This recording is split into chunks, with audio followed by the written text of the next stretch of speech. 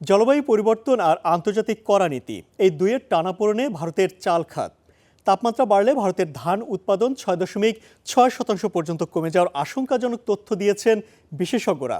অন্যদিকে ইউরোপীয় ইউনিয়নে নিষিদ্ধ কীটনাশক ও রাসায়নিকের কারণে বাতিল হয়েছে 200টিরও বেশি ভারতীয় চালের চালান।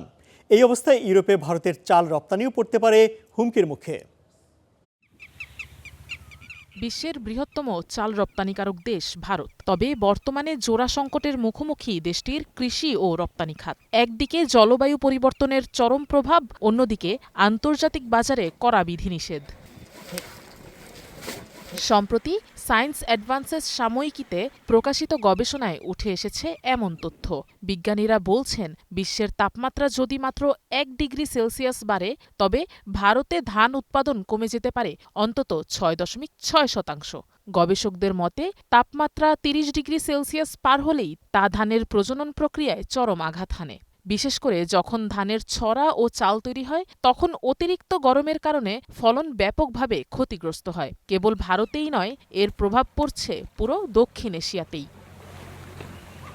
তাপপ্রবাহের পাশাপাশি ভারত এখন আন্তর্জাতিক বাণিজ্যেও নতুন চ্যালেঞ্জের মুখোমুখি। ভারতীয় উন্নয়ন সংক্রান্ত থিঙ্ক ট্যাঙ্ক ইক্রিয়ারের প্রতিবেদনে বলা হচ্ছে, গেল 5 বছরে ভারতীয় চালের চালানের বিরুদ্ধে 200টিরও বেশি র্যাপিড অ্যালার্ট বা সতর্কবার্তা জারি করেছে ইউরোপীয় ইউনিয়ন। ভারতীয় চালে কার্বেন্ডাজিম, ট্রাইসাইক্লাজোলের মতো নিষিদ্ধ কীটনাশকের অবশিষ্টাংশ পাওয়া গেছে বলে অভিযোগ ইইউর।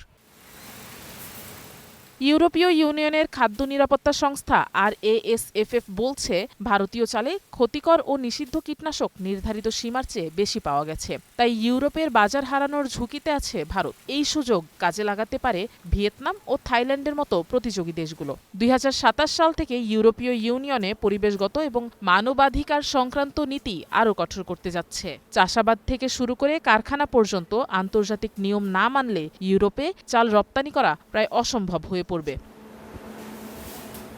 বিশেষজ্ঞরা বলছেন, অভ্যন্তরীণ উৎপাদনে জলবায়ুর প্রভাব মোকাবিলা যেমন জরুরি, তেমনি আন্তর্জাতিক বাজারের আস্থা ধরে রাখতে মাঠ পর্যায়ে ক্ষতিকর কীটনাশকের অনিয়ন্ত্রিত ব্যবহারও বন্ধ করতে হবে। সময়মতো সমন্বিত নীতি গ্রহণ না করলে ভারতের বড় এই রপ্তানি খাত বড় ধরনের সংকটে পড়তে পারে।